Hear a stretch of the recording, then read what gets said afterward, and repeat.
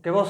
Hello everyone, आप सभी लोगों का स्वागत है हमारे ओपन लाइन एकेडमी चैनल पे। मेरे प्यारे दोस्तों, जैसे कि मैंने आप लोगों को कल रूल फर्स्ट करवाया था सिंपल प्रेजेंट टेंस में, यानी काल यानी वर्ब के टाइप पढ़ रहे। अब तक हमने क्या पढ़ लिया है, एक रिमाइंडर सा होता है, subject plus verb plus object.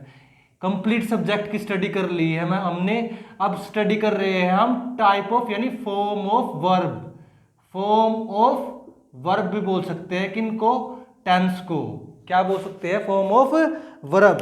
तो मेरे प्यारे दोस्तों, हम अब स्टार्ट कर रहे हैं आप लोगों का लेक्चर। नेक्स्ट, अब देखो, जैसे कि मैंने अपने सारे प्रीवियस लेक्चरों में 3 वर्ड से सेंस, अंडरस्टैंडिंग और एक्शन के साथ करवाया है। आज हम सिंपल प्रेजेंट टेंस का रूल सेकंड करेंगे। रूल फर्स्ट हमने कर लिया अपने प्रीवियस वीडियो में। तो दोस्तों, है क्या इस चीज में, मैंने पीछे 3 एग्जाम्पल दिए थे, आज भी ये 3 एग्जाम्पल लिख रहा हूं ताकि आप लोगों के लिए स्टेबल चीज रहे। वह नहीं लिखता है, वह नहीं लिखती है, वे नहीं लिखते हैं। दोस्तों, इस जो 3 सेंटेंस हैं इनमें क्या कॉमन है, यानी कर्ता प्लस में नहीं प्लस में धातु प्लस में ता है, ती है, ते है, यानी क्या है, सामान्य वर्तमान है, यानी सिंपल प्रेजेंट टेंस है, यानी सिंपल इनफाइनाइट सेंटेंस है, टेंस है। तो दोस्तों, जब इस टाइप का कोई आए वर्तमान मिश्रण में, तो किसका इस्तेमाल करते हैं हम, डू या डज का। ठीक है मेरे प्यारे दोस्तों, इसका इस्तेमाल करते हैं। और जब नेगेटिव सेंटेंस हो, नेगेटिव टेंस हो, या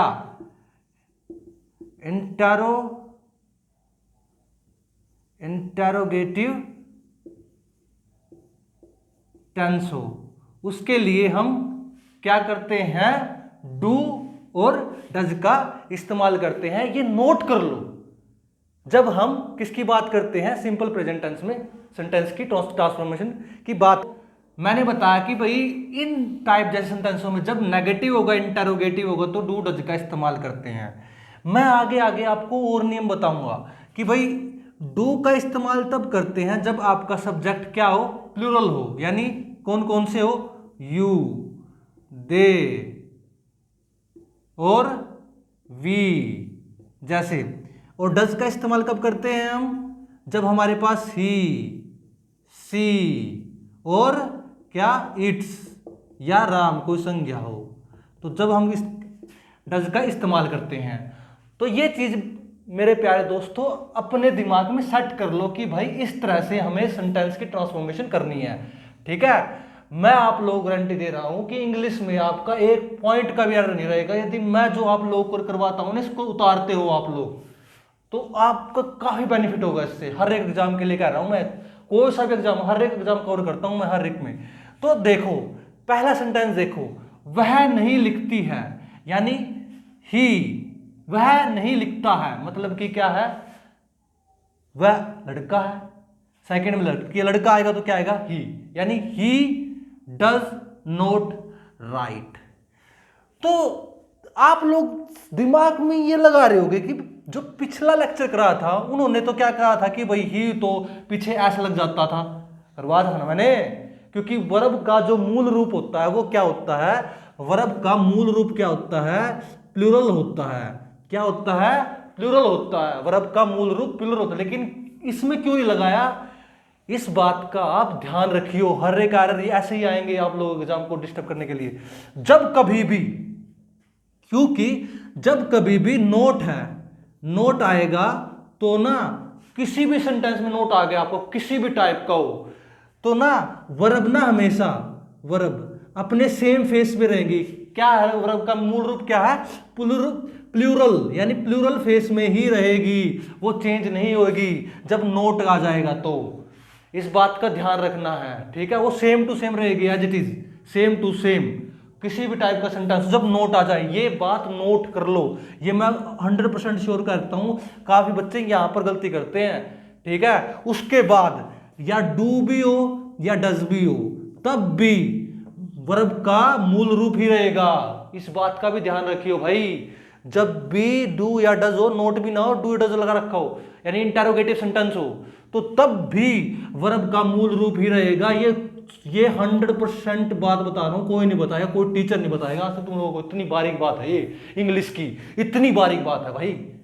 ठीक है मेरे प्यारे दोस्तों, जहां नोट होगा वर्ब का मूल रूप क्या रहेगा, प्लूरल, और जहां डू डज होगा यानी इंटरोगेटिव सेंटेंस रहेगा वहां भी क्या रहेगा, 100% वर्ब का सेम ही फेस रहेगा। एस लगाने की जरूरत नहीं है भाई। इस पे मैं बार बार ये बात को क्यों इंफेसाइज कर रहा हूं, ताकि आप ये बात अपनी बुक में उतारो, पोज करके देखो इस चीज को।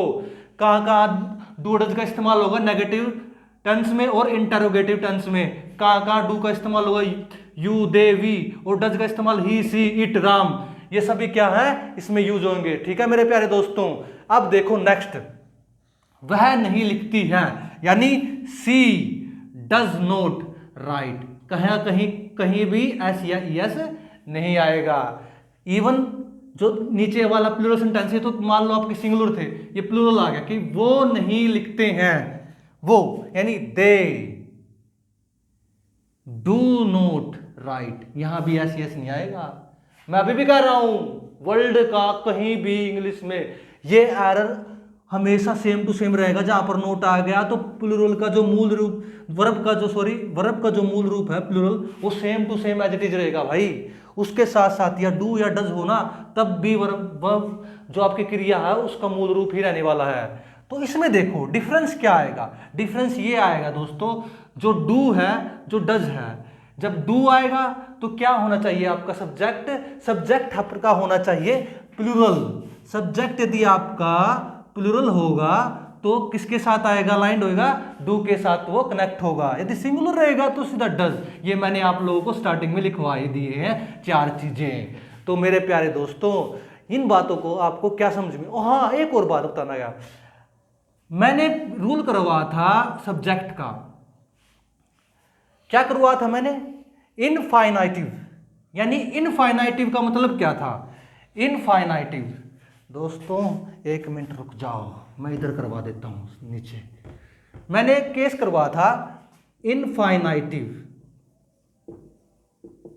उसमें क्या करवा था आप लोगों को कि भाई टू प्लस में वर्ब की फर्स्ट फॉर्म रहेगी हमेशा सब्जेक्ट केस में। वो जो जराउंड के साथ क्या गया था, किसके साथ करवा गया था, जराउंड। उसमें क्या था कि वर्ब के साथ आईएनजी आ जाएगा, सिंपली प्लस वर्ब की आईएनजी आ जाता था, वर्ब की आईएनजी यूज होगी वर्ब के साथ। तो मेरे प्यारे दोस्तों मैं इस केस की बात कर रहा हूं। जब कभी भी आप लोगों को एक नोट करवा दूं, इस बात को भी 100% लिख लो कि भाई जब कभी भी नोट आ जाए किसी सेंटेंस में तो उसका ना नोट आ जाए, यानी नोट नेगेटिव आ जाए, नेगेटिव, और नेगेटिव में वर्ब क्या रहेगी, प्लूरल रहेगी। मैं बार बार एम्फसाइज कर रहा हूं चीजें। जब नोट आ जाए ना तो क्या करना है आप लोगों को, उसमें ना टू छिप जाता है, उसमें टू छिप जाता है। इस बात का ध्यान रखो, जब भी नेगेटिव सेंटेंस आएगा उसमें टू छिप जाता है, किसमें, सामान्य वर्तमान में, सामान्य वर्तमान में, यानी इनफाइनाइटिव विदाउट टू। ऐसे नहीं करना कि भाई he does not to write, she does not to write, ठीक है ना, दे डज, भी बच्चे करते हैं। मैंने जब करवाता था, लेक्चर करवाता था बच्चों को, काफी फेस में मैंने देखे बच्चों को यहाँ गलती कर जाते थे। तो मैंने काफी स्टडी की है बुकों की, तो माइनर सी बुकों में ये चीजें लिखी पाती हैं जो मैं आप लोगों को बता रहा हूं। इस वीडियो को जितना हो सके पॉज करो, और सेकंड रूल जो मैंने करवाया है सिंपल प्रेजेंट टेंस का, यानी कॉन्सेप्ट करवाया है, इसको बार बार समझने की कोशिश करो, क्योंकि ये हर जगह पुट होएगा। इंटेरोगेटिव सेंटेंस में हमेशा आप लोगों को प्रॉब्लम आएगी, नेगेटिव सेंटेंस फॉर्मेशन में आप लोगों को प्रॉब्लम आएगी। तो दोस्तों इस चीज को बार बार देखो और कॉपी में लिख लो, जितने नोट्स बना रहा हूं। जब तक आप सब्जेक्ट की वीडियो नहीं देख आएंगे ना मेरी, जो मैंने प्रीवियस करवाई आप लोगों को, तो 100% एफिशिएंसी नहीं आएगी, केवल 80% एफिशिएंसी आएगी। तभी तो मैं फर्स्ट स्टार्ट में बताता हूं कि भाई मैंने सब्जेक्ट करा दिया है, अभी क्या करवा रहा हूं मैं, वर्ब करवा रहा हूं, यानी फॉर्म ऑफ वर्ब, इसको बोलते हैं फॉर्म ऑफ वर्ब बोलते हैं इसको। जो ये टेंस दिखते हो ना, तुम टेंस करते रहते हो, ये टेंस नहीं है, ये होते हैं भाई मेरे प्यारे दोस्तों फॉर्म ऑफ वर्ब एक्चुअल में, ठीक है। नेक्स्ट करवा भी देखो, जो मैंने आप लोगों को नीचे नोट में लिखवाए थे इधर, उनके रेफरेंस में ये एग्जांपल दे रहा हूं आप लोगों को, ताकि आप लोगों के वो डाउट भी क्लियर हो जाए जो कि मैंने नीचे नोट्स में लिखवाए हैं। क्या मैं नहीं जाता हूं, मैं क्यों नहीं जाता हूं, क्या मैं जाता हूं। तो देखो डू आई नोट गो। ठीक है मेरे प्यारे दोस्तों, वाई डू आई नोट गो, और उसके बाद डू आई गो। तो ये एग्जाम्पल है, इनको उतार लो दोस्तों, क्योंकि मैंने प्रीवियस कॉन्सेप्ट में सारे के सारे बता दिए। मैंने एग्जाम्पल देने थे बस इंटरोगेटिव के भाई, कि भाई इंटरोगेटिव की ट्रांसफॉर्मेशन कैसी है, क्योंकि पिछले जो मैंने एग्जाम्पल दिए थे उनमें इंटरोगेटिव केस नहीं था। ठीक है, नेक्स्ट दोस्तों, जैसे कि मैं करवाता हूं अपने 2 सेक्शन में, यानी सेक्शन सेकंड मेरा, मैं आप लोगों की जो वर्ड पावर है ना उसको भी स्ट्रॉन्ग करना चाह रहा हूं, ताकि आप पैराज को इजी सोल्व कर सको। क्योंकि जो IELTS का एग्जाम होता है ना, और जो CGL का एग्जाम होता है, या कोई सी भी हो, जो बेसिक UPSC का एग्जाम होता है, किसी भी टाइप का एग्जाम होता है, उनमें सबसे ज्यादा क्या पूछा जाता है? पैराज, यानी पैराज पूछे जाते हैं। और उन पैराज के लिए आपको सबसे ज्यादा इंपॉर्टेंट किस चीज की जरूरत रहती है? पैरेशियल वर्ब की, क्योंकि वो उसके मीनिंग को शॉर्ट कर देते हैं। तो आज इस सेशन में इनका मैं खत्म कर दूंगा, यानी मैंने इनके वर्ब के साथ अलाइन के 14 पॉइंट बता। तो अब देखो, सेट इन यानी आरंभ होना, और 14वां है शट इन यानी अंदर बंद कर देना। The rain set in the moment I thought too long, यानी इसका मतलब क्या होगा कि वर्षा आरंभ हो गई उसी क्षण जब मैंने बाहर जाने की सोची। सेकंड में देखो भाई, at night time I shut my dog in. तो इसका मतलब क्या होगा भाई कि भाई रात्रि में मैं अपने कुत्ते को अंदर बंद कर देता हूं। तो मेरे प्यारे दोस्तों, ये सेशन में 2 भी आप अच्छी तरह से कर लेना। कभी ये सोच लो कि भी सट इन के बाद या तब, तो सट इन के कहीं भी आ सकती है आपकी प्रीपोजिशन। इसके साथ साथ मेरे प्यारे दोस्तों, मेरी प्रीवियस वीडियो पर फोकस करो। जब तक आप सब्जेक्ट की स्टडी प्रॉपर नहीं कर पाओगे तो फॉर्म ऑफ वर्ब को समझ नहीं पाओगे। और जब फॉर्म ऑफ वर्ब के साथ मैं जाऊंगा ना एक्टिव वॉइस और पैसिव वॉइस में, तो तुम ये ऑब्जेक्टिव भी समझ नहीं पाओगे। तो सबसे पहले इकाई, जो सबसे मुश्किल था, जो मैंने करवा दिया अपने प्रीवियस वीडियो में। तो मेरे प्यारे दोस्तों, इस नोट के साथ हम इस वीडियो को समाप्त करते हैं। नमस्कार, जय हिंद, वंदे मातरम।